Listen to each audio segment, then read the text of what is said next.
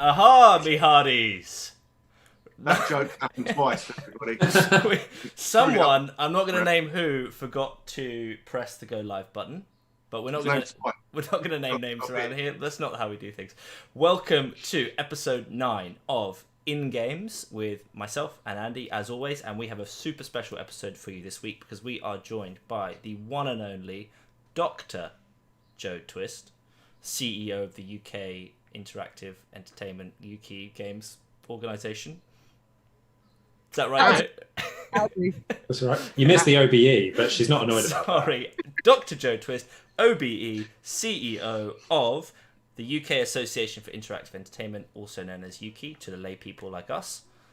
Well done. And Senor George Osborne, not that one, but the real one here right now, who is the head of communications at said UKIE and does all of that communicating stuff. Correct. Welcome. The other George Osborne was not available, unfortunately, so we've had to make do. No, that's it. I've only edited a newspaper once before and it wasn't very good. So a lot like the real thing then.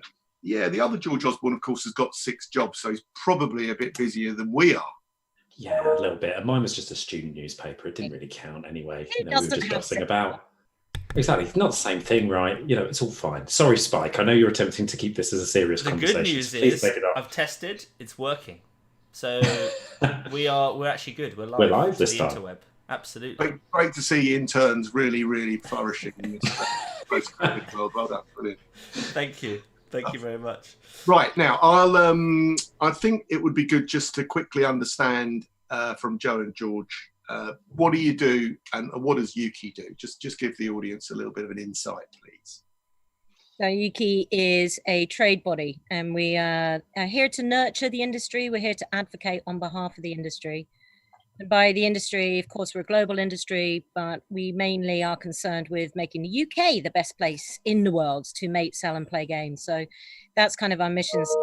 And as you guys know, ELSPA, as we originally called, and UKIE, we've been around for 30 years as of last year. So 31 years, wow. That means this year. My maths is excellent. So we do a lot of stuff that's dealing with politicians and a lot of the decision makers in the policy world, because I think it's important if you want to be a really good industry, if you want to have fantastic companies setting up in the UK, you need a really healthy business environment. And that depends a lot on how decision makers view you as an industry. So, but we really, I think, you know, Andy, you were on my interview panel when I first got this job 8 years ago. And we were at a time where we were changing quite a lot. And I hope that a trade association, when I first heard about a trade association, I thought it was something where people go to die. And it was a challenge because UKIE was ready to really grow into something different. And I hope we've done that over the last 8 years with your support as well. You definitely have. I think, you know, in terms of, it does sound dusty, a trade association, but basically UKIE's waving the flag, the very big flag, for the UK games industry, and it's a thought leader. It's a great example, and I'm not just saying that because I love you guys, but you know, it's there, it's real, well, and it really is making the UK one of the great places to make and play games. Not necessarily the greatest, because we don't have to be the greatest at everything. As long as we do a really good job, which I think we are, that will be good enough before we start comparing ourselves with everybody else, telling them how good we are. We're pretty good, so well done you. And Andy, am I right in thinking that you've stepped down from a 22-year tenure at you? I mean, for most people don't know the games industry is that old, but you have been on the UKIE trade body for 22 years. That's quite impressive. That is true, and that was today, and it's sad, but it's also it's all part of that new chapter. You can see I did 22 years with 2 eyes. Obviously, the eye went today, so that's it. That's me gone. And George, as the director of policy, perhaps you might give us a little bit of an idea of what you're up to. Well, first of all, Spike, I think our head of policy and public affairs is a certain Tim Scott, and he doesn't know that. This intern is terrible. Exactly. This intern is terrible, Andy. Who is this intern, and why is he cocking everything up? Honestly, but you know, it's okay, because one of the key things about being head of communications is you have to be able to remain calm. I think head of communications has got a much better ring to it, actually, if you ask me. Exactly. You know, that's one of the main things I negotiated when I came to this role, was a very cool job title. But I mean, in terms of the main things that I'm responsible for, so obviously one of the big things about a trade association is it's the voice of an industry. And so for us, it's about communicating what the industry is up to, how the industry deals with the challenges it faces, but also the opportunities that might emerge, and trying to make sure that we also just tell a really positive story around the culture and around the way that our sector is developing as a whole. And so I end up doing that in a few different ways. One of the ways is through the press office. So, you know, that's the big fancy term for me getting on the blower and phoning up journalists and saying, I've got a great story for you, or you've wanting to potentially take a more challenging approach to the games industry. Shall we have a conversation about that and potentially get someone to go on the record to give the other side of the story? I help out in terms of UKIE's communications with its members, so making sure we're getting out newsletters and blogs, talking about everything that we're up to. And of course, things like the debate on social media too. We're going out there all of the time because, I mean, the games industry lives on social media, and so does a lot of the political elite as well. So we need to be influencing those things. But also, on top of that, just as a final thing to round it off, I also try and organise campaigns as well. I use the word try and organise because campaigns generally tend to get ahead of themselves, and you have to run after them a little bit to keep a hold of everything. But the idea there is to try and find specific examples where we as an industry either need to or want to speak on a particular topic and show our side of the story and show what we can do as a positive force, and encourage as many of our members to get behind it. So it's quite a varied role, to say the least. I would say that I never have a day that's the same as the next one. And that's a very rare thing to have in terms of a job. So it's both a lot of fun and at times occasionally enormously chaotic. I mean, there are a number of serious issues, I guess, around video games. I mean, every industry's got its serious issues. I can remember being on breakfast TV, being live, being grilled on Sky and stuff about, you know, Xbox killing someone, or, you know, or something. But what would you say, Joe, are the kind of, what's the top issue right now as an industry that we face, both locally in the UK and globally? What would you say is the thing that we've got to get on top of? I think really one of the biggest things, and it's part of our cultural tipping point that every cultural industry goes through, pop music, punk rock, every sort of disruptive force has to explain itself or explain what it is. And I think, you know, really for the last 3 years, what's really occupied us is trying to get people to understand monetization in games.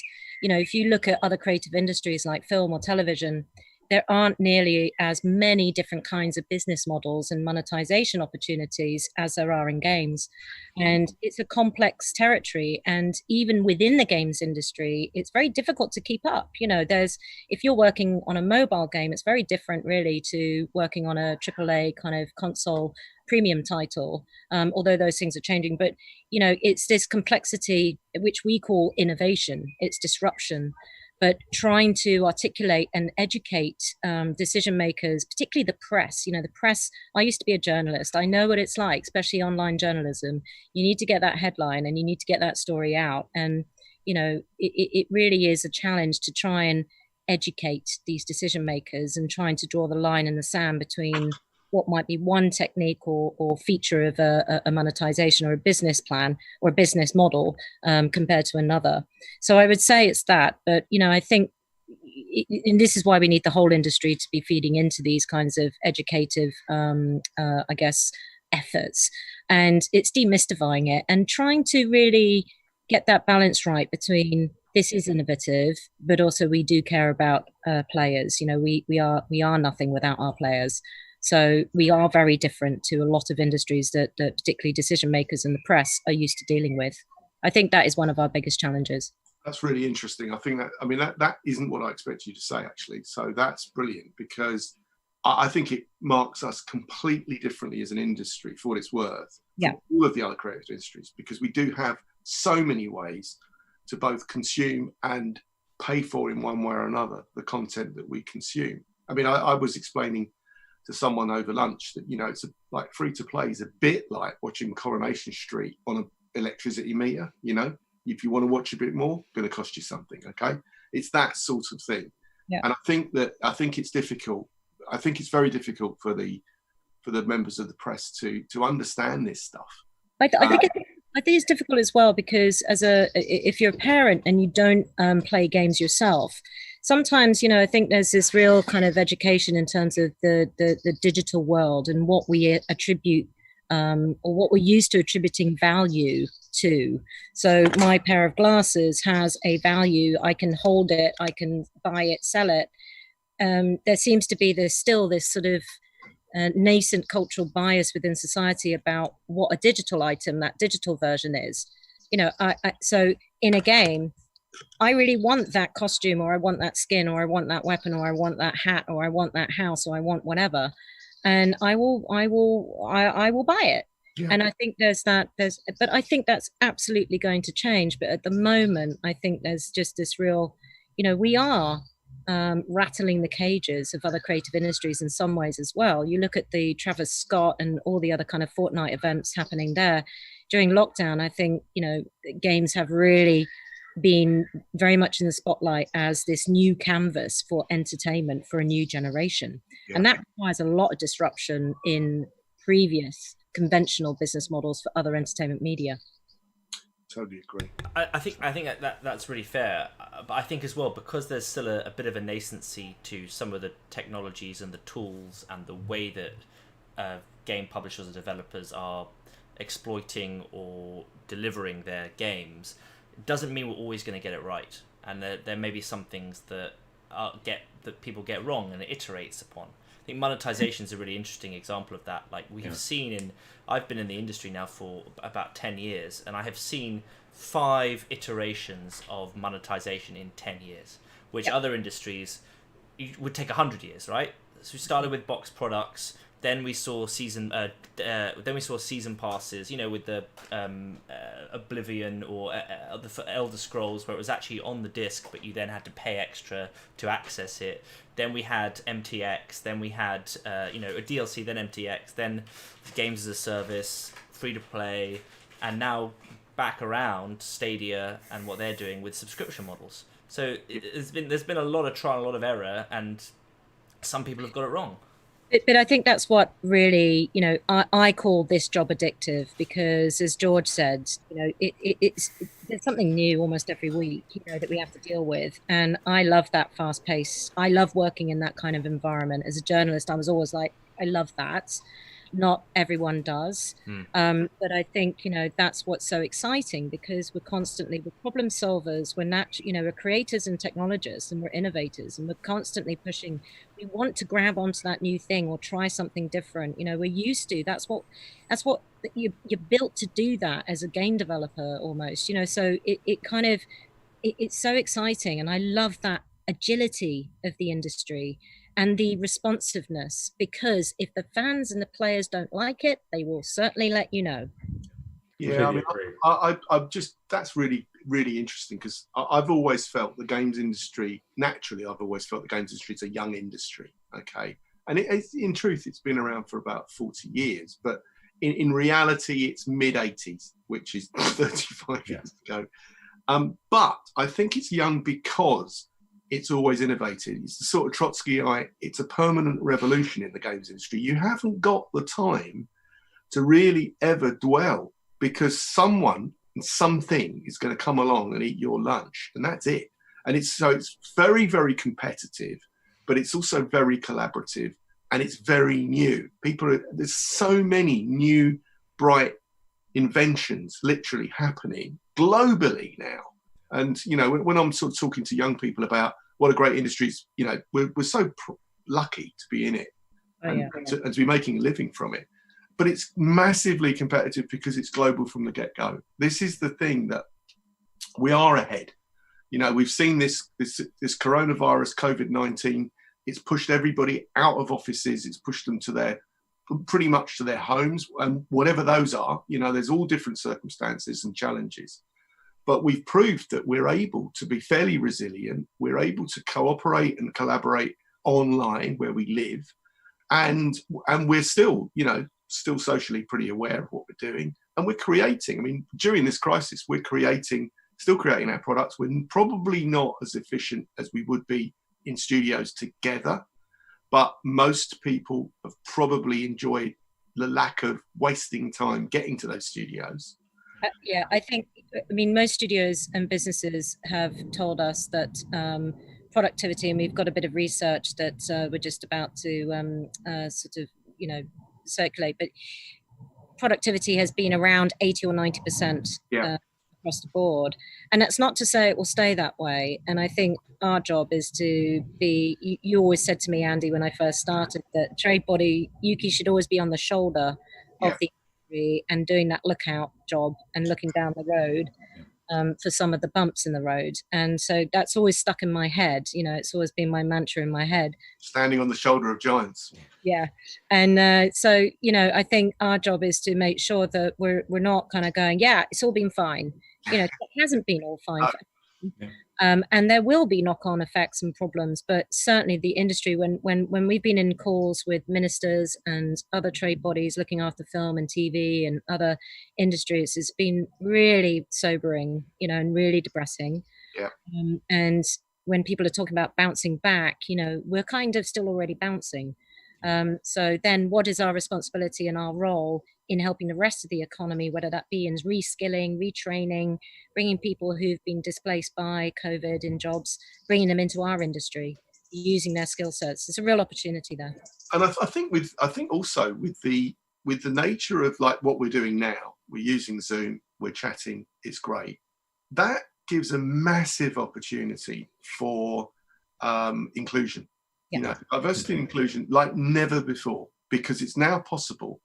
We could easily in our business meetings say to, some young people, just come and join the meeting and feel free to ask questions. It's not a problem.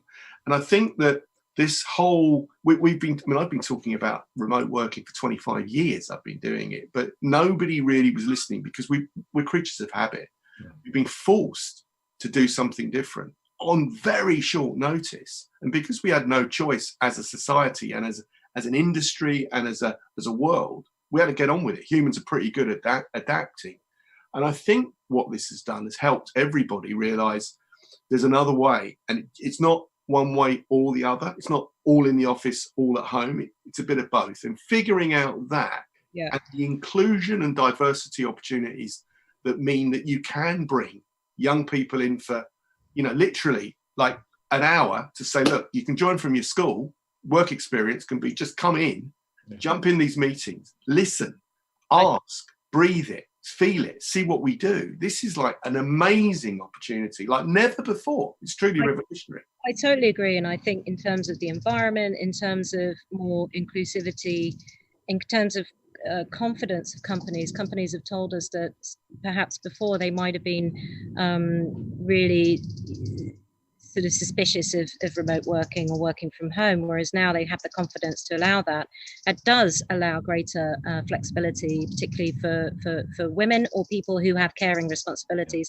And I think the important thing is to make sure that we're not actually, that we are keeping an eye on the division of labour, because that has not been fairly distributed, even though you might have a family all confined together. I think there's some real societal changes that need to happen, because I think it benefits everyone.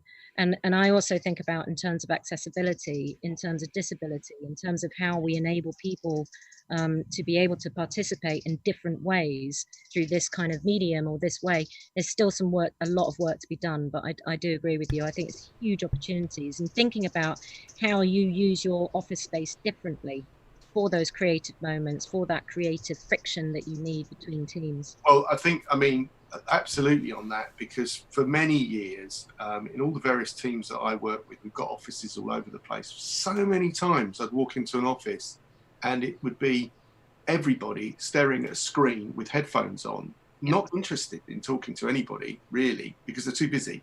Yeah. And it was like really kind of lunch breaks and end of after work sort of stuff that maybe people would have the grace to talk to each other. I think that's what's so good about that has been good about the UKIE office, and I've certainly taken advantage of it in the past. But you've built a really great culture there, and game developers popping in meetings, bumping into people, in the industry, both the internal culture at UKIE and the external. And I was, I participated in a Twitch event you did a few weeks ago now, which was a game showcase, which I thought was really good. And I guess, George, question to you: how have you managed to maintain that kind of the great culture that you guys have always had through the, digitally, both internal but also for the industry? Well, that's a really good question. I mean, I think internally, one of the main things that we've really done is had the right level of communication between the team at the right points. So when we actually shifted to remote working for the first time, as a team, we were talking pretty much every day. In fact, it was every single day. We were stepping onto a call and having a proper check-in with everyone. We were having senior management calls every single day so that we could always have those conversations. And that helped us adapt to a new way of working, because for us, we had people within our team remote working, and we'd already established that we could do so and adapt to that. But to then suddenly have the whole team doing so and bringing that all together, we had to establish a new rhythm while maintaining our old ones as well. And I think one of the things that I really enjoy about working at UKIE, and this is going to sound strange as well in comparison to one of Joe's points, I was self-employed for most of my 20s. So literally every day it'd be different client, different thing, complete there. UKIE has a rhythm to it. Every Thursday we're having to prep our stuff for the board, which goes out on Friday. Every Friday we have a social event in the afternoon to make sure that the team comes together. We have key beats in our week that we always have to work towards, and key beats in our year too. So we've managed to maintain that rhythm while also at the same time internally establishing a new one that initially started off with really regular conversation every single day, and has now settled into a routine where we're checking in with the whole team at large 3 times a week, senior management a couple of times, maybe three times if we need to as well. And then in terms of communicating with other people, it's just taking advantage of things. One of the things we did just before the lockdown hit in was we hosted a Twitch stream from our studio in the UKIE offices to relaunch the Video Game Ambassador Scheme. And we know that the industry can sort of extol the values of virtual events and virtual activities. But for a trade association, how many other trade associations around the world are going to have a Twitch channel? How many other people are going to? 0, right? Exactly. So for us, we'd seen the success of that. And we saw with the game showcase that you were mentioning, is that actually we had an opportunity to fill a gap that's been caused by the disruption of routine. Losing events has meant that actually one of the bits of the routine that we can go by has gone. I think people don't necessarily realise that. I think this week was meant to be developed. We should have all been in Brighton by the sea, doing our usual thing. So Facebook reminded me. Exactly. So it's just like actually taking E3 like a week ago or something, wasn't it? It was E3 a few weeks ago, or should have been. So we've had to establish these new ways of working as well, as a way of getting those messages out and as a way of communicating. But what we've really realised is, like you said, it's a great way to engage a much wider audience than possibly we would have even thought about reaching before, and doing so in a new way. And I think one of the things that's really exciting for me at the moment is thinking about all of these different ways that we can do so. Because we're in a cutting edge industry, because everyone in this industry are naturally great communicators, and we work with some of the biggest brands in the world, we as a trade body have to set our aspirations even higher. We have to be up to their level. And as a plucky little trade organisation, that's going to be a big fight. But for me, that's exciting. So I'm looking at this and thinking, like, this is great. So I think those kinds of events and activities have shown that we can still find a way to keep business going, to keep games getting in front of the press and getting the coverage they need, while also adapting to new realities in a sensible way. Yeah, I just want to sort of dig a bit deeper on the social aspect of of your role. I think one of the highlights for a lot of people in the UK industry is and again, old-fashioned way of thinking about things, but propping themselves up at the UKIE bar at Gamescom, and mixing with people, meeting lots of people, having these great discussions, which is so important for people coming up in the industry, but also for everyone really. And now that these big events aren't happening, you guys have always been so good at connecting, allowing those conversations to happen through your mixers and your events and your stands. How can that sort of role be filled in a post physical world, which we might be heading towards? Well, I mean, I think the first thing is continuing some of the things that we've done so far. So, in terms of connecting our members and hooking them up, we've done things like we've hosted round tables so that people can come together and have a good old-fashioned chat. I know that Jo, in terms of the board and how that operates, she often has a weekly check-in, so anyone from the board can come and drop in and say hello. I mean, in terms of social media, naturally, we're obviously out there engaging as well. We're looking at doing, in fact, we're already into the process of organising the UK Game of the Show that we'd normally have at Gamescom. We're going to do another showcase in the same style that you've spoken about to go and get those kinds of things out there. But then I think this is one of the things that I'm finding really interesting and looking towards later in this year. You know, one of the staples of our year as well is the UKIE Christmas drinks. You know, where are we going to host those? How are we going to do those? You know, in an ideal world, we'd all have a lovely vaccine, we'd all get ourselves topped up and then pop down to the office for a nice quick pint. I'm worried about David Yarnton if there isn't a exactly drinks. Exactly. I don't know where we're going to find him, but I'm sure he'll be okay in his own specific way. But we can think of lots of different ways of socializing too. You know, we've seen in terms of things about games themselves as this great way of bringing people together. I mean, I can't tell you how important the team's Jackbox activities are on Friday, where we all just sit there huddled around our screens with Jackbox out, people putting in ridiculous answers. But I think the team should be better than this, quite frankly. But there is that joy that we're getting from communicating with one another. And, you know, even for me, like one of the things I set up at the start of lockdown, completely separately of UKIE, though everyone is welcome to join, was Industry Mario Kart. And we've now got a group of 12 of us who we've got a Discord. And every Tuesday and Thursday we meet, we have rules, we have a spreadsheet that actually allows us to put all of our points in so we can see who's got their overall highest rolling average. But that's the thing about games. You can do so much that's fun and so social to bring people together. And I think what we're probably doing is looking at ways of doing that. And Jo, you're jumping in. There you go. Sorry, because I think it's important that, you know, with the UKIE team, but also with everyone else, you know, everything that you do in your job, or as we do as a trade body, obviously other companies and everyone else is going to feel the same and need that kind of thing as well. So, and this is something that, you know, again, we've sort of, I've done every year in this job, which is to think about what is it that UKIE needs to change or do, or what is it staff need and our friends who we work with need, because obviously other companies are going to need that too. So the mental health support has been really important. And I think that's something that we've been really alive to as well through the campaigns that George has run. And I just want to give a shout out actually to George, but to John and Leon and Laura and Digital Schoolhouse team, because every single member of the team has just been absolutely phenomenal. And they've been so imaginative and so creative in thinking of these things. But I think we need to talk about mental health as you know, everyone was dealing with this unprecedented stuff and people are dying, friends, family getting sick. So there was that extra layer of absolute awfulness. But George, I don't know if you want to talk about some of the things that...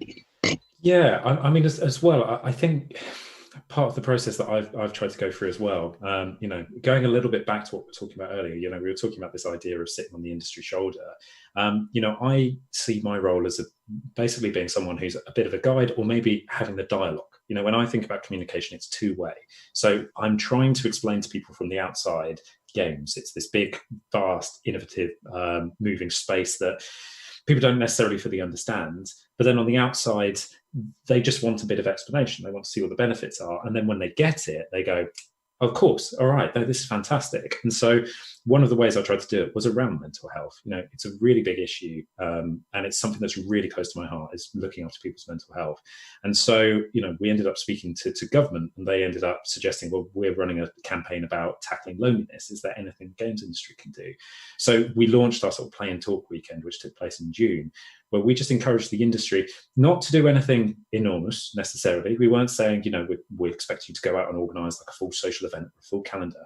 We just want you to tell your communities, find 1 hour with a friend or a member of family and talk while you're playing your favourite game. That's all we're asking from you. And the reason why we're doing that is because when people play games, you know, of any age, they will just start naturally having those conversations. You know, I was listening to a piece on 5 Live that came out yesterday, where the editor of Ask About Games, Andy Robertson, and, you know, they were asking him, and they were talking to him about kids, you know, why should you sit with your kids? And he goes, well, you realise after a while, when they're playing online games with their friends, they're not just saying, oh, go and do this and do that. They're going, how's your day been? How's it going? And in his case, saying his kids have made friends with some children abroad. So they go, how's lockdown been for you? What's it been like in your country? And that's, I think, one of the really big values of games that I think we're getting much better at pulling out now, is that games, it's not the stereotype. It's not this social exclusionary activity where you sit in a basement by yourself and do things. It's precisely the opposite. It's an incredibly social place where you come together and speak to people. And we have an opportunity, especially at this moment in time, to communicate that. So for me, yeah, I mean, if there was anything that I could do to help bring people together to have those conversations, fantastic. But I think also it's just so important as an industry, we have the confidence to say, there are so many positives to games. Let's go out and tell that story. I mean, I listened to that piece yesterday on 5 Live. It was really, really interesting. What was the warehouse game that Andy Robinson made? Well, I think it's Wilmot's Warehouse. Wilmot's Warehouse, yeah, it sounded really, really cool. I've not played it. But what I always find amazing is that, we were all children once. Some of us, the person talking, is still a child, right? So we all knew that playing games was part of what you did as you're growing up. And I've never stopped playing games. I mean, whether it's me playing football or me playing tennis or me playing Mario Kart. I mean, I, like everyone, play games. What I find really frustrating is that we are having to explain video games to people who should frankly know the power of games, because we've all been children. That's the one thing about adults, is that they did start out as kids. Maybe Jacob Rees-Mogg, but maybe you've never been a child, I think. Everybody else, some of the others have, I think. Yeah, but it is frustrating because this should be so obvious, but it still feels like it's not. Sometimes it's more helpful to remind people about playfulness generally. And games give you that playful canvas. There are games that are playful and fun and just whatever. There are other games that are perhaps not so playful, but they take you into another world. I've been working my way through Last of Us 2 now that I've understood how to actually find and shoot my gun. But I was never a shooty person, but it's that playfulness, because yes, play, and there's so much academic study around the fundamental part of being human, which is about playfulness. It's how you test boundaries, it's how you learn, it's how you continue to learn. And we demonize, you've heard me say this before, Andy, even it's formal education, you call the playground the place that's outside of the formal learning environment. Yeah. So as soon as you go to school, you kind of are told that play is what you do that's outside of work, and it's just not the case. It just doesn't make sense. I think that's an interesting point, because a lot of the people that live where I live during the lockdown, and it's still going on, got lots and lots of young families. And what's been really interesting is I don't talk too much about what I do for fear of people beginning to ask me too many questions, frankly. Especially with the eye patch. Yeah. But what features was all of the children who I talked to, and they're all kind of like 5 years upwards. All of them say the same thing. They really enjoyed not having to go to school for a little while. Then they missed their friends, and they used their video games to talk to their friends and to other people who they were getting to know. I thought it was really, really interesting, because, what we are as humans we're social. We are social, most of us. Yeah. And I think online allows us to be social with ease, and it allows us to opt in and opt out of conversations and interactions very easily. And it also allows accessibility. That's the thing that I think that governments of the world could see, that through the games industry, it's an amazing opportunity to level the playing field and say, all welcome, all in here. You can, Spike and I were talking a few weeks ago about events. We're really sad that the events have stopped for the time being. I mean, we expect them to come back at some stage. I don't think Boris says they're coming back 1st of October, right? Yeah. Right. Is that Mr. Johnson? But the Spike and I were talking about, but the thing is with the events is they're pretty privileged. If to go to Gamescom or to E3 or to GDC, or you've got to have money, you've got to find your way in there. When you go there as a young person, and I did, it's really like, wow, this is not for me. These people, I don't know anybody. Did you have to get a boat across when you went there, Andy? The steamer, the London to New York steamer. No, but I want to go back to the I want to go back to the playground point. I think that's really actually very poignant, because I think real life is becoming more and more sanitized. Real life connections are becoming more and more literalized, and we're seeing a deconstruction of the playfulness of human beings between each other, and having this kind of third space, which, whether that's Fortnite or Warzone or whatever, where you can be a bit freer and you can be more yourself, and there are no repercussions if you say the wrong thing to the wrong person and the wrong person hears it. And that is a very, I think, powerful place. And it comes back to that idea of that safety of the playground, where what happens in the playground is, you're safe to experiment and figure things out and have fun with your friends. Fall over and you will hurt your knees. Correct, which in real life, unfortunately, you can't do anymore, which is I think is a real shame, and shows again the power of this third space that we've created. Exactly, yeah. And I think in real life you can't hurt yourself. Exactly, can't hurt yourself. You can do something with that poor eye over there. But I think there's kind of a few things when I think about this topic. So I think one of it goes back to a bit about what Andy was saying, is about sort of the industry growing up. I can remember having an argument with my English teacher back when I was doing my A-levels. It wasn't really a serious one, but it was an argument about literature versus film. And the argument that I ended up getting into was essentially, he was saying that, well, literature is obviously better than film. It's just like, well, film's only been around for 100 years. Literature has been around for thousands. This craft has been built for longer. It's been more established. With games, we have to accept the fact that we're still probably about 20 or 30 years away from a population that entirely grew up with games. Yeah. So a population where we've reached that tipping point. And one of the things at the moment is we're starting to get there. We are, through our engagement work, when I'm talking to journalists, I'm getting to the generation of journalists who are, my age. I'm going to be honest, 30. So to put that in the context of this conversation, 2/3 of Andy's time on the UKIE board, basically, is I was 8 when he started. But so people who are sort of five when I started in the industry. Exactly, like people who are in sort of this kind of age group now. It's kind of sort of moving into those mid-tier senior positions.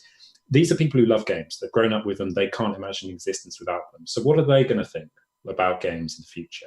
I think ultimately they're going to be much more positive. And considering some of those people now, we're starting to see them get elected, not just as councillors, but into places like Parliament. That's going to change the dynamic there. But then I think the other thing as well, it's about the confidence of the industry. One of the things I've always tried to do, possibly maybe even slightly on the quiet, is I try not to compare us to other creative industries in a sense. I try not to say, oh, we're bigger than this or we're better than that. Game's different. We just need to be proud of play. Play is a completely different sensation from watching a film. You get, Naomi Alderman summarizes this perfectly, play gives you agency. You don't get that within any other kind of creative industry at all, really.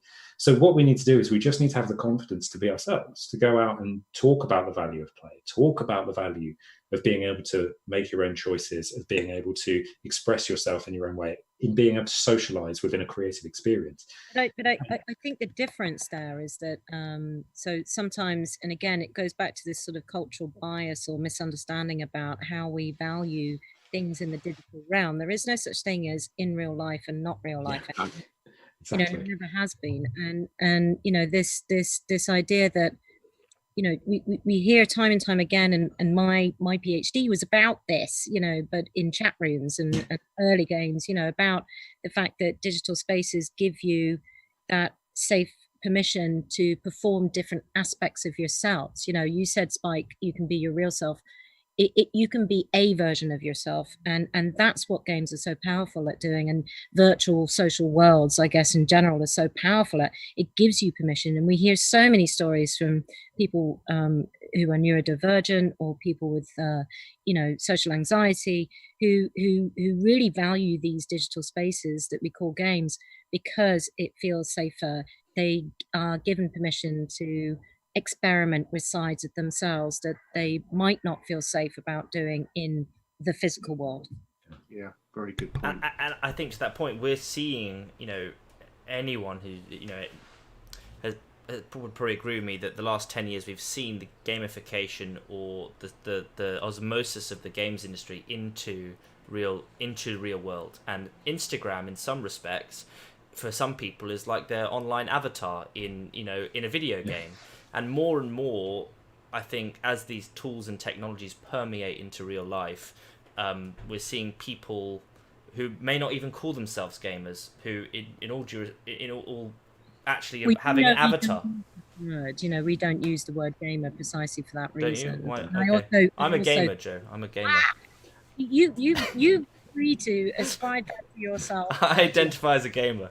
And I also cringed at gamification because I can't. Why? Gamification. I said gamification. Gamma. Okay, gamma. I don't know. But, I think these words, can be really comforting to people to ascribe a certain sense of identity or way of being, but they can be exclusionary as well, and they can bring with them stereotypes of what that kind of means. And I think I've never used the term gamer, never. It just really. It's not. George, would you? I can't ask you because you're the communication. No. Well, so this is the thing. I will freely admit that I have used the term gamer, but in UKIE channels, I don't, because I think Jo actually, she made the best case to me, which was you go to someone and you say, "Are you a gamer?" and they go, "No," and you go, "Okay, have you got words with friends on your phone?" Yes. I play that with, quite often you'll go to someone and they'll go, "I play that with my mum. I play that. I've got Candy Crush. I've got, I play a bit of Mario Kart." It's like, so you do play games. Okay, but you don't identify as a gamer. And one of the things about it is opening it up, because suddenly once you go beyond the gamer subset, which, to be totally honest, I'm probably a gamer. I'm going to whisper that really, really sort of quiet. I'm probably a gamer. I know that you are a gamer. I've got 3 consoles next door. My big worry on this stream is the fact that I've got updates streaming to 2 different games consoles and 2 games that I'm currently downloading, and that's going to bring the internet down. But as soon as you start using that word, you get competitive about, look at the size of my console. No, that's not. No, I don't think that's fair. I don't think that's fair. But I think that's exactly. But I think that the broader point is how can we bring more people in? I mean, again, it's like if I'm talking about when I'm thinking about my job, in the end, I see that part of my job is about building the coalition around games. Getting people on side really, and sometimes to get people on side, you have to change the way you speak a little bit to make sure that everyone can feel welcome. Sometimes you need to actually go back to the industry and say, have you thought about changing the way we do this? Because sometimes we have to have pretty frank conversations with people to say, we need to be better at this because we want to get more of those people in. But ultimately, we're trying to build that coalition. So the more we can do to widen access, the more we can do to diversify, that's going to help us in the long run, especially as we try and get the absolute best and brightest from the UK and the rest of the world into our sector here. The more we can open up the gates, the more we can welcome in the best. So I'm, it's one of those things. Disagree. Agree to disagree. Agree to disagree. What a pity. Fantastic. It is an interesting thought though, because I do think Spike talks about, within games you can sort of be anybody. I mean, it's a famous Oscar Wilde quote. I don't know it exactly, but obviously when Oscar Wilde was doing quotes, he always used to talk about. Oh, Andy, we don't. And tune in next episode to find out the quote. Oh no, you're back, Andy. That's good. we dropped you. You dropped for a second. You dropped for a second. Did I? Yeah, you're back that's now. Probably a reason. No, so someone doesn't want you to say that Oscar Wilde quote. You said we don't know what it is. We've got some Russian hackers right now stopping you from saying the quote. We released the Russian report. We've got some hackers. Surprised. It's something like if you let man speak in his own person, he's going to talk something. You give them a mask and they tell you the truth. And I think that's the opportunity within games is that you can get a sense of the truth in games, despite you're being amused, which is good. I like Joe's reaction. I just watched for Joe's reactions here, and then that's get the popcorn out. I think Joe's reaction was thinking. Because a bit like my reaction, because Andy was showing his lovely mask earlier, exactly. And so I was thinking about the lovely mask. But I've got a better poker face apparently than Joe. That's very good. It's a very good point actually, which we'll illustrate to everybody here. This is our way of ensuring that we are keeping our mask on when we go inside shops. And you look like a Spider-Man villain, is what you look like. I'm happy to be any of those things. It's really convenient and so easy. Manufactured, Joe, you'll be pleased to know, by a small company in Scotland. Excellent. Yeah. I will buy my mask from them. I haven't been out the front door since the 23rd of March, though. Oh dear, oh dear. So how are you getting your essentials in, Joe? Are you having them delivered to you, or you're sending someone out on your behalf? I'm very lucky to have moved in temporarily with my other half, and he has been the hunter-gatherer. We are kind of in London, so we're very fortunate to be able to have deliveries. So it's a And light hunter-gathering. It's not too yeah, extreme. like basically being on the computer. As prehistoric man used to be, just flipping out the laptop, going after the beasts. And I've been doing my yoga 20 minutes a day. You just threw something at me. I've been doing yoga 20 minutes a day. I've been doing I've been sitting out in the garden whenever I can. So I've been very, very lucky, and I don't feel the need to go out. So, I haven't. Have you thought about when you might start to venture out again, or not yet? George and I've roped George in to be willing volunteer to go into the office before the end of, I think, 29th or 30th of July. To actually put the stickers and the sneeze shields up and so no one's in the office at the moment, it's empty. But we're making it available from the beginning of August for anyone, because again, we're taking very much a mental health first approach. We have a lot of people who live with in flat shares or have caring responsibilities, so this is entirely optional, but George and I are going in to actually set the office up. We're going to set the office up, and as Joe said, I mean, you've told me enough. I mean, I've worked out the details. But the key point is exactly, it's that point about, for us, it's completely optional. It's for people who are thinking about those kinds of things, and in those more difficult situations. So those people who are caregivers who might need a bit of space to go and work. Those people who are doing flat shares, or those people like me who really want to go to the craft beer pub for a cheeky pint. Just once at some point in August. So, I mean, I think coming back to work for us as well, I think when we're thinking about the industry, because I know that in terms of the government, they're saying, get back to work in August. And I think, well, exactly. I mean, I'm a bit like, well, I don't know what I've been doing the whole time. Yeah, exactly. Exactly. I've been pretty busy for the last 4 months. We're generating more money and more tax. I mean, come on. Exactly. And I think one of the big things, I mean, it would be a much wider debate as well with us, is going to be about, to what extent is going back to work ever going to be the norm again? And I mean, this is me stretching into sort of personal opinion thing. I struggle to find a world where we go into the office more than maybe 2 or 3 times a week. Yeah. Because, it's good to wake up in the morning. It's reimagining what that space should be used for. And Spike, you said our office has always tried to be an open hub for the industry to come and use and to hang out, and we will be able to do that, and maybe we will be able to do that a lot more, because we'll be thinking about far more flexibility in working from home. Even the people who were working from home, so Sam on our team has been working from home 3 days a week. So he's got caring responsibilities. And he lives quite far away from London. And even he has said, during this period, it's been even better for him because he felt disconnected from the office and from the team when he was working from home. And so, there's so many things that we're going to be continuing to do, which is very common with every other company in the games industry that we've talked to. It's such an opportunity to do things in a completely new way that is more productive, more fair. Yeah, totally agree. Yeah, I think it's been a real life lesson in so many ways, this whole COVID attack, and I think we've got a great opportunity to move on and learn whilst not throwing away the old completely. I mean, there's a few local difficulties we're going to have to figure out, but over time, perhaps with the vaccine, but with people being sensible and using that famous common sense, we will get to a better place. But I do think that the great thing is that the boss class have had to do this themselves and realise that most people who work with them are trustworthy. Otherwise, they'd never have decided to work with them in the first place. It's like if you enjoy your job and what you do.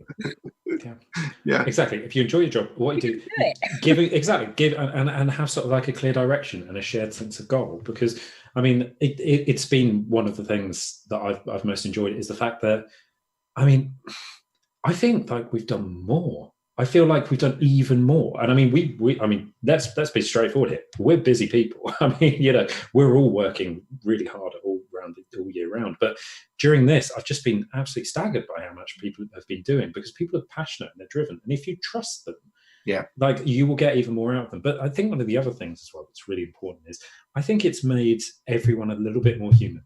So I know it's going to be the thing where it's obviously immensely amusing when you're in the middle of a call with, say, a government department, and someone senior, their cat jumps on the table and starts rubbing their head against the person's head.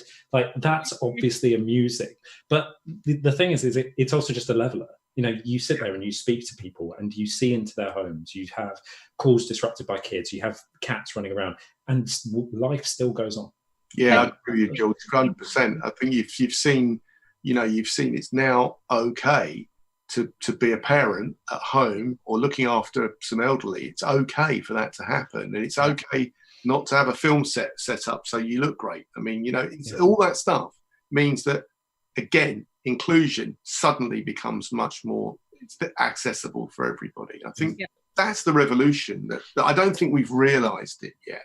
But I hope we do, as a society, hold on to those things. I think the messages from government perhaps are making people feel a bit of pressure to just get back to what was before.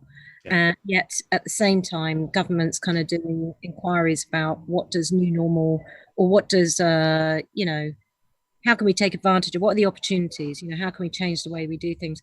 And you look internationally, and you look at how, you know, various cities are looking at pedestrianising whole city centres, so that they're allowing more space for, you know, on the street dining or social distancing. And I think this is I'm an urban geographer at heart, and, you know, it really is thinking about, I know the economic imperative to get people back into the office building is about the local businesses around those offices. And, you know, they are important to the economy, but there's a different way to configure city spaces and town spaces, and the way that we think about, you know, there's a better opportunity to make sure that everyone has access to the internet. You know, the amount of people during lockdown who have not had access to Wi-Fi, astounding and depressing. Not right for 2020. And actually, Andy and I, we've been talking about, I think for years now, we've been saying that the British government has an opportunity, years ago, to install massive fibre highways up and down the country, just like they did with the sewer system back in the Victoria times, or the tube system back then, and put Britain, you know, ahead of the world in terms of connectivity. And I'm not talking, you know, broadband out to the Outer Hebrides. I think that, you know, that's neither here. What we're talking about here is real that still fiber. Needs to happen. Yeah, it needs to happen, but real fiber, you know, instead of building train lines, HS2, instead of building HS2, physical thing, you could be building real deep fiber networks that set us out from the rest of the world. Especially, I hate to use the B word, with, you know, with the new opportunity that we have with Brexit to really set ourselves ahead of the rest of the world. And this hopefully has been a really big wake-up call for people who don't understand the world in the way that we do, as people who play video games. You know, and I think the Zoom world has been a big wake-up call for a lot of people. I'll leave you on one thought before we finish. It was in 2006, so 14 years ago. I was chair of UKIE, and I had lunch with a guy called Sean Woodward. He was famous because he crossed the floor from being the Conservative to Labour, and he was the minister. He was DCMS, you know, Department for Culture, Media and Sport. It wasn't digital back then.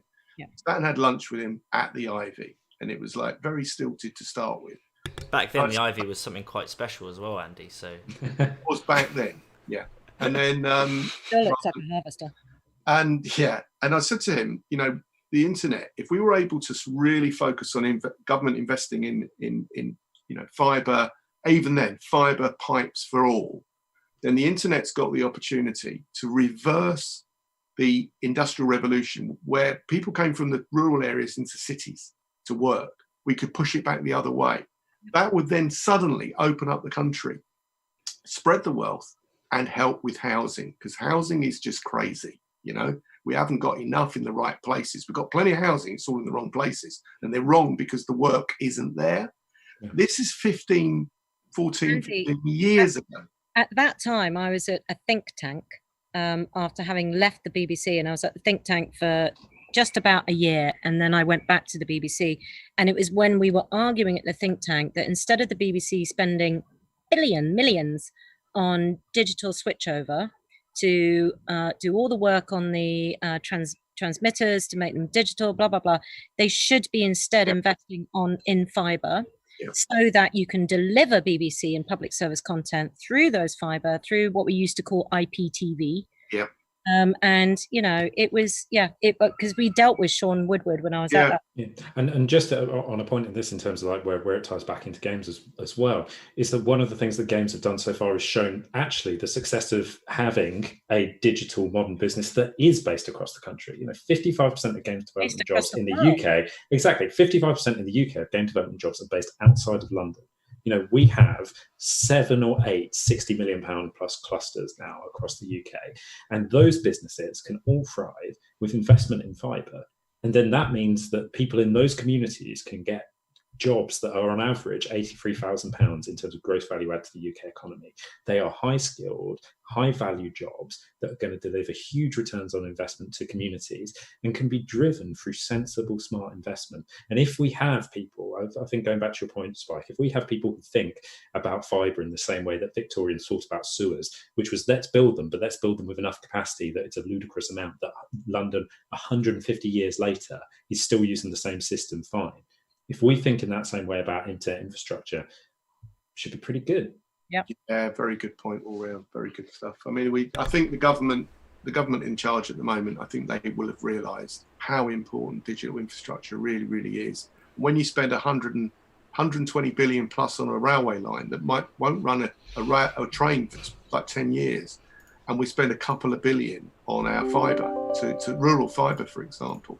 I mean, man, wake up. We just need this stuff to change and change really, really, really fast. I think the current government will get it. I do think they're going to get it. They've seen now that, all our businesses in games, we're all export focused. We're bringing cash from abroad in basic fiscal terms. We're taking someone's money from abroad and we're bringing it to this country, which we're then paying tax on to be able to build the schools, the hospitals, and the bloody broadband fibre that we need, right? Yeah. And we are doing that. And I think the games industry should be proud and really be a thought leader here. We are, but we just need to shout more about it. That we leave with Joe and George to shout about.